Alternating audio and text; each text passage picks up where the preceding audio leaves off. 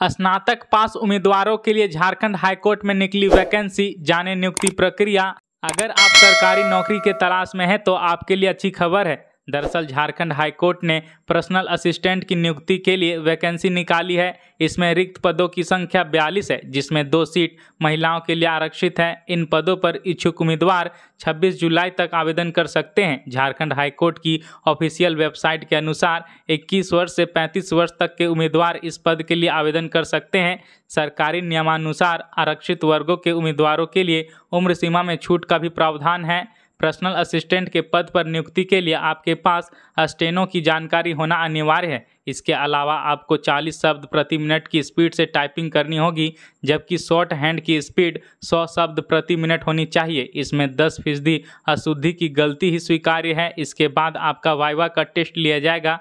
इसमें सभी प्रक्रियाओं में सफल होने वाले अभ्यर्थियों का मेरिट लिस्ट जारी किया जाएगा। योग्यता की बात करें तो स्नातक पास सभी छात्र इसमें आवेदन कर सकते हैं। इस पद पर नियुक्ति के लिए 25 मई से 24 जुलाई तक की समय सीमा निर्धारित की गई है। आप हाईकोर्ट की आधिकारिक वेबसाइट www.jharkhandhighcourt.nic.in पर जाकर आवेदन कर सकते हैं। आवेदन फीस की बात करें तो SC ST के लिए 125 रुपये तथा अन्य उम्मीदवारों के लिए 500 रुपये तय की गई है। वहीं PWD उम्मीदवारों के लिए किसी प्रकार का आवेदन शुल्क नहीं लगेगा। कर्नाटक के CM सिद्धारमैया के शपथ ग्रहण में झारखंड के मुख्यमंत्री हेमंत सोरेन की उपस्थिति के क्या है मायने। कर्नाटक में कांग्रेस की सरकार बन गई। सिद्धारमैया ने मुख्यमंत्री और DK शिवकुमार ने डिप्टी चीफ मिनिस्टर पद की शपथ ली। शनिवार को बेंगलुरु के श्री कांतिरवा स्टेडियम में आयोजित यह शपथ ग्रहण समारोह कई मायने में अहम रहा। कर्नाटक में कांग्रेस पार्टी भारतीय जनता पार्टी को हराकर सत्ता पर काबिज हुई है, इसलिए इसका जश्न भी बड़ा था। शपथ ग्रहण समारोह में गैर भाजपा दलों की एकजुटता भी दिखी। सिद्धारमैया के शपथ ग्रहण समारोह में झारखंड के मुख्यमंत्री हेमंत सोरेन भी शामिल हुए। हाल के वर्षों में जहां भी गैर भाजपा सरकार बनी है, वहां विपक्षी एकजुटता प्रदर्शित करने की पूरी कोशिश हुई है। कर्नाटक में भी यही हुआ। झारखंड में झारखंड मुक्ति मोर्चा की अगुवाई वाली सरकार में कांग्रेस और राष्ट्रीय जनता दल दोनों की हिस्सेदारी है, इसलिए हेमंत सोरेन का कर्नाटक जाना लाजमी है। लेकिन इसका संकेत स्पष्ट है कि अगले साल यानी वर्ष 2024 में होने वाले लोकसभा चुनाव में भाजपा के खिलाफ सभी दल एकजुट होकर लड़ेंगे। IAS अधिकारियों की ट्रांसफर पोस्टिंग। मनोज जायसवाल बने दक्षिणी छोटा नागपुर के प्रभारी मंडलीय आयुक्त। भारतीय प्रशासनिक सेवा IAS के 3 अधिकारियों की शनिवार को ट्रांसफर पोस्टिंग की गई है। IAS मनोज जायसवाल को दक्षिणी छोटा नागपुर का प्रभारी मंडलीय आयुक्त बनाया गया है। स्वास्थ्य विभाग का अवर सचिव IAS शशि प्रकाश झा को बनाया गया है। वहीं IAS मनमोहन प्रसाद को उद्योग विभाग का अपर सचिव बनाया गया है। कार्मिक प्रशासनिक सुधार एवं राजभाषा विभाग ने इस बाबत अधिसूचना जारी कर दी है। मुखिया के साले ने किया रेप, फिर पंचायत ने महिला को घर में कर दिया कैद, किसी तरह पहुंची थाने। झारखंड के पलामू जिले में एक 26 साल की महिला के साथ उसके पड़ोसी ने कथित तौर पर बलात्कार किया। पुलिस ने बताया कि यह घटना मंगलवार की है, लेकिन इस मामले में शिकायत शनिवार को दर्ज की गई। दरअसल पंचायत कथित तौर पर महिला और उसके पति को घर में कैद कर दी थी। महिला और उसके पति को घर से बाहर जाने से रोका जा रहा था। ऐसा इसलिए क्योंकि महिला के साथ रेप करने वाला आरोपी गांव के मुखिया का साला है। पुलिस ने बताया कि आरोपी 26 साल की महिला के पति को मंगलवार की रात एक प्रोग्राम में ले गया। कुछ देर बाद आरोपी महिला के पति को वहीं छोड़कर गांव वापस लौट गया। इसके बाद वह महिला के घर गया और उसका मुंह बांधकर उसे एक सुनसान जगह ले गया। उसके बाद आरोपी ने महिला के साथ रेप किया। खबरों में आगे बढ़ने से पहले यदि आप हमारे न्यूज चैनल को सब्सक्राइब नहीं किए हैं तो प्लीज सब्सक्राइब करके बेल आइकन को प्रेस कर दें ताकि रेगुलर अपडेट आप तक पहुंचती रहे। तो चलिए बढ़ते हैं आगे खबरों की ओर। राष्ट्रीय आदिवासी महोत्सव आज से शुरू। उद्घाटन समारोह में केंद्रीय मंत्री अर्जुन मुंडा ने की बड़ी घोषणा। पश्चिमी सिंहभूम से सटे ओडिशा के क्योंझर जिला के उत्सव मैदान में सर्व भारतीय आदिवासी कम्युनिटी के तत्वाधान में 3 दिवसीय राष्ट्रीय आदिवासी महोत्सव शुरू हुई। राष्ट्रीय आदिवासी महोत्सव का उद्घाटन भारत सरकार के जनजातीय मामलों के कैबिनेट मंत्री अर्जुन मुंडा, राज्य मंत्री विशेश्वर टुड्डू समेत अन्य ने प्रज्वलित व माल्यार्पण कर किया। इस कार्यक्रम में शामिल होने के लिए देश विदेश के विभिन्न क्षेत्रों से आदिवासी समुदाय के लोग पहुंचे हैं। महोत्सव में मुख्य रूप से आदिवासियों की कला, संस्कृति, परंपरा, भाषा, साहित्य, शिक्षा, स्वास्थ्य के विषय में चर्चा की गई। राष्ट्रपति द्रौपदी मुर्मू 25 मई को आ रही हैं खूंटी, तैयारी में जुटे अधिकारी, सुरक्षा के होंगे कड़े इंतजाम।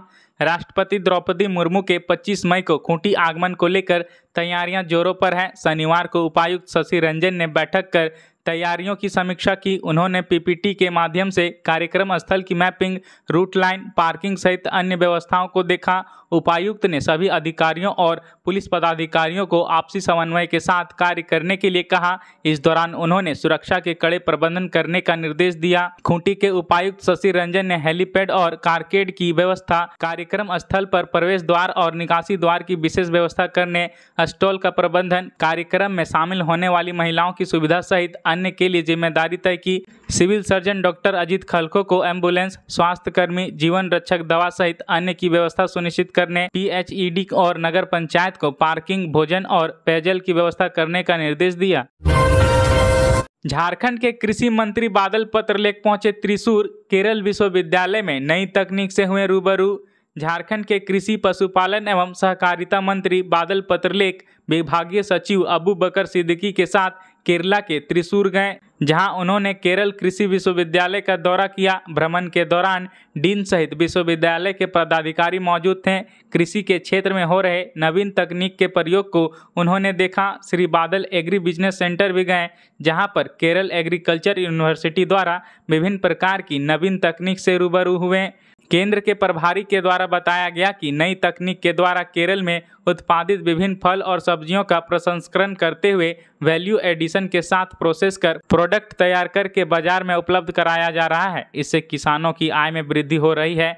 विश्वविद्यालय अंतर्गत संचालित कृषि शोध संस्थान का भ्रमण किया, जहां नई तकनीक के साथ मसाला एवं अन्य कृषि उत्पादों की तैयारी देखी। वे विश्वविद्यालय के अंतर्गत फार्म मैकेनाइजेशन भी देखने गए। झारखंड सबसे ज्यादा डीए देने वाले राज्यों में तमिलनाडु के कर्मचारियों का अब इतना हुआ महंगाई भत्ता। झारखंड सरकार देश की उन सरकारों में शामिल है जो अपने कर्मचारियों को सबसे ज़्यादा महंगाई भत्ता देती है। जी हां, कई राज्यों से पहले झारखंड के कर्मचारियों को 42% महंगाई भत्ता मिलने लगा था। हेमंत सोरेन की सरकार ने अप्रैल 2023 में ही महंगाई भत्ता में वृद्धि का ऐलान कर दिया था, जिसके बाद उनका महंगाई भत्ता बढ़कर 42% हो गया। तमिलनाडु की सरकार ने अब जाकर अपने कर्मचारियों को 42% महंगाई भत्ता देना शुरू किया है। बुधवार को तमिलनाडु की एमके स्टालिन की सरकार ने इस आशय की मंजूरी दी। बता दें कि केंद्र सरकार के कर्मचारियों को भी 42% ही महंगाई भत्ता मिलता है। हालांकि देश में कई और राज्य हैं जहां कर्मचारियों को इतना ही महंगाई भत्ता मिलता है।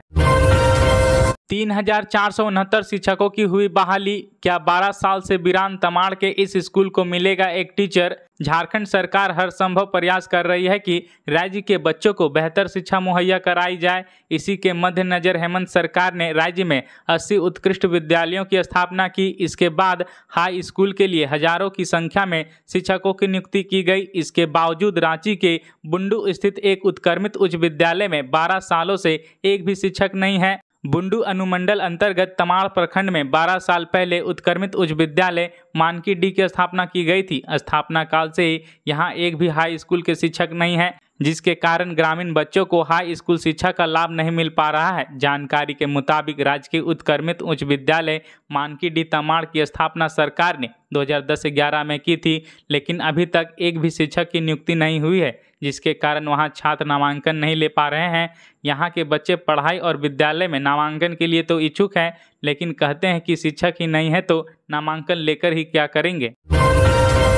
झारखंड सरकार बच्चों के लिए कर रही है वर्कशॉप का आयोजन। बच्चों की छुपी प्रतिभा को संवारने और कला के प्रति रुझान जगाने के उद्देश्य से झारखंड सरकार गर्मी की छुट्टियों में एक कार्यशाला का आयोजन कर रही है। ये कार्यक्रम पर्यटन, कला, संस्कृति, खेलकूद एवं युवा कार्य विभाग द्वारा कराया जाएगा, जिसका आयोजन 25 मई से 8 जून तक होगा। वर्कशॉप की अवधि 8 बजे से लेकर 11 बजे तक रखी गई है। ये सभी कार्यशाला राजधानी रांची के झारखंड कला मंदिर और आंड्रे हाउस में आयोजित होगा। गर्मी की छुट्टी शुरू होते ही सभी बच्चे मस्ती के मूड में आ जाते हैं। चूँकि इस दौरान बच्चों पर पढ़ाई का बोझ कम होता है, इसलिए वे सारा दिन अपना समय मोबाइल और टीवी देखने में ही गुजार देते हैं। इस वजह से उनका बहुमूल्य समय यूं ही बर्बाद हो जाता है।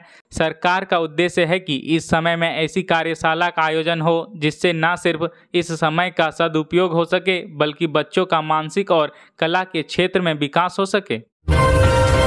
ITI में ऑनलाइन नामांकन इस नए पोर्टल iti.jharkhand.gov.in से होगा। धनबाद के 3 सरकारी समेत विभिन्न प्राइवेट औद्योगिक प्रशिक्षण संस्थानों में सत्र 2023-24-25 में नामांकन के लिए तैयार हो जाएं।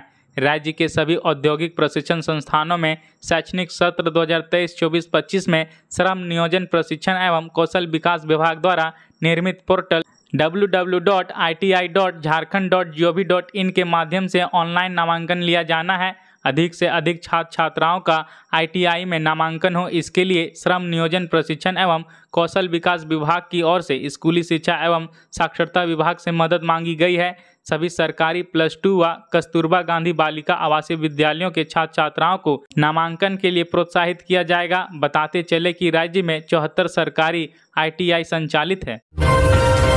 कोडरमा में यौन शोषण के आरोपी को मिली 10 साल सश्रम कारावास की सजा, 20,000 जुर्माना भी लगाया। युवती के साथ यौन शोषण के आरोपी को 10 साल सश्रम कारावास और 20,000 जुर्माना लगाया है। कोडरमा महिला थाना कांड संख्या 2/19 की सुनवाई करते हुए अपर जिला एवं सत्र न्यायाधीश द्वितीय अजय कुमार सिन्हा की अदालत ने शनिवार को कांड के अभियुक्त सुभाष पासवान पिता स्वर्गीय श्यामलाल पासवान ग्राम काको जयनगर तिलैया डैम OP जिला कोडरमा निवासी को 376 IPC के तहत दोषी पाते हुए 10 वर्ष सश्रम कारावास की सजा सुनाई। साथ ही 20,000 जुर्माना लगाया। जुर्माने की राशि नहीं देने पर अभियुक्त को 1 वर्ष की अतिरिक्त सश्रम कारावास की सजा भुगतनी होगी। बताते चले कि अदालत ने बुधवार 17 मई को दोषी ठहराया था तथा सजा के बिंदु पर सुनवाई के लिए 20 मई तय की थी। अभियोजन का संचालन लोक अभियोजक PPPK मंडल ने किया। इस दौरान सभी 7 गवाहों का परीक्षण कराया गया। वहीं बचाव पक्ष की ओर से अधिवक्ता अनवर हुसैन ने दलीलें पेश की। आरोपी पर तिलैया के एक निजी क्लिनिक में नर्स का काम करने वाली अनाथ आदिवासी युवती को विवाह का झांसा देकर यौन शोषण का आरोप लगाते हुए थाना में मामला दर्ज कराया था। नशे में धुत पति करता था मारपीट, पत्नी को मार डाला, FIR दर्ज, ससुराल वाले फरार। पलामू जिले के रेहला थाना क्षेत्र के दीक्षित टोले में शुक्रवार की रात एक 25 वर्षीय महिला का शव उसके घर के आंगन से संदेहास्पद स्थिति में मिलने से इलाके में सनसनी फैल गई। ससुराल वालों की माने तो महिला ने आत्महत्या की है, जबकि मृतका के मायके वालों ने ससुराल वालों पर गला घोंटकर मारने का आरोप लगाया है। पुलिस ने शव को कब्जे में लेकर पोस्टमार्टम के लिए शनिवार को मेदिनीनगर MMCH भेज दिया था। राजधानी रांची में 3 युवक 2 किलो अफीम के साथ गिरफ्तार, पुलिस ने भेजा जेल। रांची में वरीय पुलिस अधीक्षक और ग्रामीण पुलिस अधीक्षक के निर्देश पर बुंडू अनुमंडल क्षेत्र में अफीम के कारोबारी की धरपकड़ अभियान चलाया जा रहा है। इस अभियान के तहत शुक्रवार को पुलिस ने अवैध तरीके से अफीम की खरीद बिक्री करने वालों को गिरफ्तार कर लिया। जानकारी के अनुसार पुलिस अधिकारियों को गुप्त सूचना मिली थी कि दसम फोल व उसके आसपास के इलाके में कुछ लोग अफीम की खरीद बिक्री करते हैं। इसके तहत बुंडू के पुलिस पदाधिकारी अजय कुमार के नेतृत्व में सुबह आसपास के क्षेत्र में छापेमारी की गई। इस दौरान पुलिस ने दसम फोल थाना क्षेत्र के रोसले गायजारा रोड पर 2 युवकों को अफीम के साथ गिरफ्तार कर लिया। गिरफ्तार किए गए युवकों का नाम मंगरा लोहरा उम्र 24 साल और कुंवर मुंडा उम्र 26 साल है। दोनों के पास से पुलिस ने 1 किलो अफीम बरामद किया है। 3 वर्ष से शौचालय में जिंदगी बिताने को मजबूर बिरहोर दंपति वीडियो दे रहे हैं ये दलील। आदिम जनजाति के उत्थान के लिए केंद्र और झारखंड सरकार द्वारा कई योजनाएं चलाई जा रही है, लेकिन इसका लाभ उन्हें मिल रहा है या नहीं, इसकी खोज खबर लेने वाला कोई नहीं है। अगर आदिम जनजातियों की दुर्दशा का कोई मामला सामने आता है तो प्रशासनिक अधिकारी उनकी दशा सुधारने के बजाय पूरे मामले की लीपापोती करने में जुट जाते हैं, मामले को खारिज करने की कोशिश करते हैं या गलत बयानी शुरू कर देते हैं। रामगढ़ जिले के दुलमी प्रखंड में एक ऐसा मामला सामने आया है जो किसी सभ्य समाज के माथे पर कलंक के समान है। प्रखंड के भालू गांव में एक बिरहोर दंपति पिछले 3 वर्षों से सामूहिक शौचालय में जिंदगी गुजार रहा है। जानकारी के अनुसार भालू गांव निवासी सुशीला कुमारी व पति हरि बिरहोर का अपना घर नहीं है। इसी वजह से दोनों शौचालय को ही अपना आशियाना बना लिया। झारखंड के इन जिलों में लू की आशंका, मौसम विभाग ने किया अलर्ट जारी। मौसम केंद्र रांची ने राज्य के कई जिलों में लू का अलर्ट जारी किया है। मौसम विभाग ने गढ़वा, पलामू, लातेहार, चतरा, हजारीबाग, कोडरमा, गिरिडीह, धनबाद, पूर्वी सिंहभूम और सरायकेला खरसावां के लोगों को 22 मई तक लू को लेकर सावधान किया है। इसी प्रकार से झारखंड के तमाम बड़ी खबरों को जानने के लिए हमारे चैनल को सब्सक्राइब कर बेल आइकन को प्रेस कर दें। धन्यवाद।